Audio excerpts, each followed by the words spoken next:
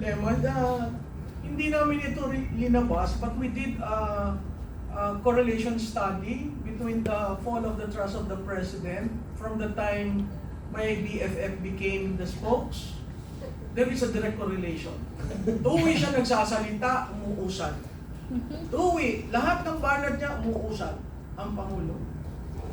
Kaya nga, ang parati kong sinasabi, ano ba itong ginagawa ninyo sa institusyon? Kasi ako, institutionalist ako eh. Katulad nung nagsalita si Colonel Odi, no? Institution. Pag binasa niya yung sinabi niya, wala naman siyang sinabing mag-resign ka. Kala ko nga, nung nabasa ko, sobra na, bakit wala yung pangatlo? Tapos yung una niyang sinabi doon na allegiance to the Constitution and to the Armed Forces of the Philippines. So anong kaso? Tama yung sinabi ni General Garcia eh. Anong kaso? Clear siya doon. Sabi ko, magaling ang nagsulat nito kasi linagyan ng personal. May word ng personal. Withdrawal. Hindi nga niya sinabing President Marcos eh. Mr. Marcos. Diba? So, yung makikita mo that it is a personal statement,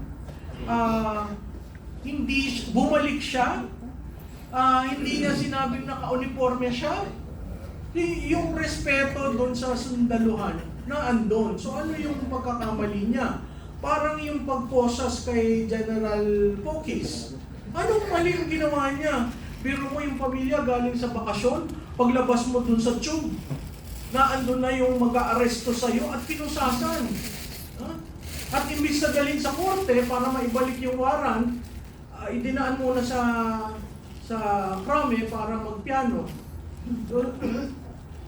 How do you treat? Bakit natin tinatrato ang mga official natin ganon? Yung isa, reterido. Yung isa, active. So ang tanong ko dito sa administrasyon na ito, ganun ba ang tingin nyo sa mga taong nagsilbi? Itong si Colonel Odi yata malapit na mag-retire. Retiring ng May 21 or May 12? Oo. Pero at pag tiningnan ho nyo yung background ng tao, maa-amaze ka. Kasi talagang tinuturuan yung future soldiers, pagkatapos makikita mo kung saan siya galing, kung saan siya nakipaglaban.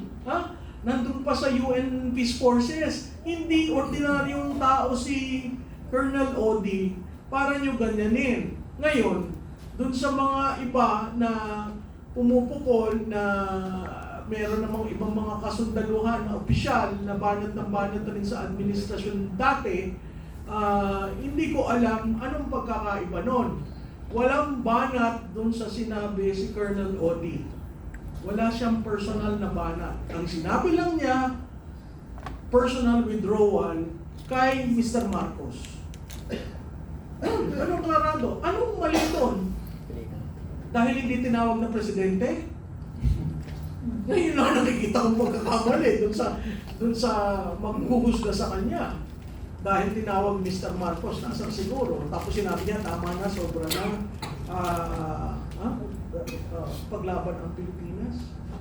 So, he didn't even say resign. He didn't even call for the soldiers or the rank and file to withdraw support. It was a personal decision. Parang yung mga tumatayo at nagsasalita sa administrasyon na ito, it is a personal decision. So bawat tao o bawat Pilipino, dapat there comes a point in our life na kailangan natin magsalita. Bata pa ako, nandun ako sa EDSA 1. Nung EDSA 2 kay ERA, wala ako doon. Nasa ibang bansa ako, nag-aaral ako. Tapos sinabihan ako ng boss ko, bumalik ka na kasi may mangyayari pagpapalit ng gobyerno. Sabi ko, ayoko, hindi naman ako bumoto dyan. So, ito, hindi ko siya binoto, kilala ko sila mag-asawa. Pero yung pag tinitingnan mo, ano ang legacy nitong administrasyon na to? On the third year, sasabihin ko, isang legacy, budol. Binudol tayo sa unity, binudol tayo sa continuity, binudol tayo sa infra fund, no? Walang build better more, Budol ng budol. Saan ka nakakita ng governance ng budol? Ay, sa public administration ho, hindi ho yan napapag-usapan. Sa public administration, pinag-uusapan accountability, transparency. Okay, so maraming salamat po, Professor Malu. So, doon po sa sinabi ni Professor Malu, as a soldier and also as a lawyer, ano po masasabi niyo doon? Siguro kailangan liwanagin sa ating kasundaluhan, sa ating kapulisan, yung mga uniform personnel, yung ibig sabihin ng non-partisan. Mas effective ito, mas applicable ito doon sa panahon ng election. You are not allowed to take sides. Okay lang yun during election. Pero after election, sa situation na yun, I don't think non-partisanship applies. Katulad ng ginawa ni Colonel Odi, katulad ng sinabi ko kanina, ibig ba sabihin pag nag-withdraw ka ng support sa presidente, you're being partisan already.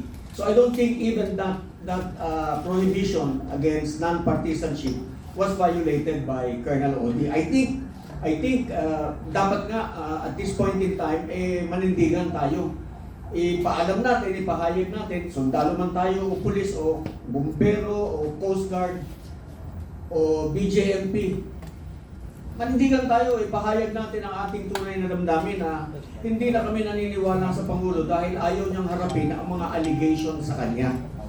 Yung mga nagkay-question mark doon sa mastermind, yung question mark sa akin, pinangalanan ko na nga siya. Sabi ko, harapin mo yung mga allegation sa iyo. Ikaw ba drug addict o hindi? Para mawala yan. Magpa-political test ka tapos ang issue. Diba? Marami kailangan harapin mo lahat. May kasalanan ka ba? May kasalanan ba yung pinsan mo? Face the music. You have to face the music. Hindi pwedeng gagamitin mo ang resources ng gobyerno, magtatago ka behind it, samantalang ikaw itong pinakapinuno, pinakapasimuno ng mga nangyayaring malawakang nakawan. So, let me say it again. Hindi partisanship yung withdrawal of support. That is constitutionally guaranteed. You can very well do so. Maraming salamat po. Mabait daw po kasi ang yung Pangulo natin. Mabait daw po kasi yung Pangulo natin. Sobrang mabait. And I hope that is not cowardice. What I don't understand actually is, sinasabi di ba 56% is admin. Kanina, tuhugin ko lang, sabi ni Ma'am Penny, ang nangyayari ngayon, marami ang nananahimik dahil takot. Pero marami din sa mga nagsasalita ang pinapatahimik. Hindi lang dahil takot, tinatakot sila. Di ba? I remember yung campaign nga na mahiya naman kayo, ang nangyari noon, yung mga contractors parang yung tinitira, sobrang excited ng gobyerno natin, yung admin natin. Kaya lang later on, lumabas yung mga testimonies, papalapit na doon sa palasyo, sa mga politiko, ang nangyari, pinapatay siya. At yung mga nagsasalita, mukhang may pattern na tinatakot talaga siya. And if you come to think of it, importante ito because the institution is being used right now because in a way, parang they really move fast against some critics. Gaya na nangyari kay Colonel Manggao and also kay Congressman Leviste. Anyone of you would like to comment on that? Alam mo, Rob, yung kay Congressman Leviste, siguro ang komentaryo ko doon, bihira tayong makakita ng bata, neophyte, na lumalaban sa sistema. Sinampulan nila si Congressman Barsaga. Ngayon, tinitingnan nila yung legislative franchise ni Congressman Leviste. So, babalik ako doon. Yung tax, yung estate tax ba nabayaran na? Hindi Kasi pa. kailangan maging patas. Babanatan mo si Congressman Leviste, siguraduhin mo wala kang butas. Siguraduhin mo nag-due diligence ka at walang utang ang pamilya sa bansa. Biro mo kung ang nawala sa atin 1.5 trillion at yun ay ilang dolyares na nasa million ba o billion? Ang laki. At this time, na ang pangako ng dating Pangulo, Presidente Marcos Sr., 99% ibibigay sa Pilipino, at 1%, 90% sa Pilipino at 10% sa pamilya niya. Hindi yun nagagawa. Hindi rin nagagawa ang pagbayad. Diba? So ako, simula nung may hatol na yan, may hatol ng Supreme Court, final and executory, hindi ko maintindihan bakit pag sa kalaban, gano'n na lang silang katiin, pag sa kanila, pikit mata at okay lang yan. Kaya nga kailangan matuto na tayo sa paghalal ng ating pinuno. Yun nga yung sinasabi ko, sa supply side, maiiba ngayon ang naratibo ng taong hinahalal.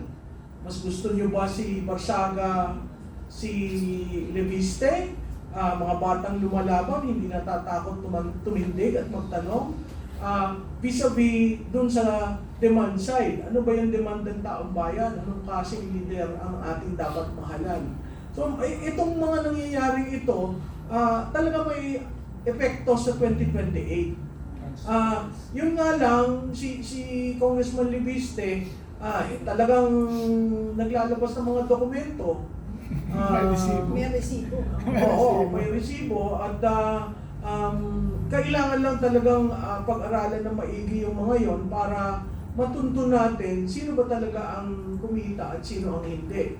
Imaginin mo 314 legislators sa House of Representatives. Ang tanong ko, sino dun malinis? Sa Senado, 24. Sino dun malinis? So kung gagawin natin barometro sa paghalal, sabi ko nga dun sa isang training, nag-don't show ako na tinatawag na revised campaign architecture. At hinamon ko sila, lahat kayo corrupt. 10 yung audience ko na galing sa local government. Lahat sila nakasimangot. Lahat po kayo corrupt. Sino hindi corrupt? Taas ang kamay. yung iba gustong tumaas. Sabi ko, naku sir, huwag kang tataas. Anong ibig sabihin yan?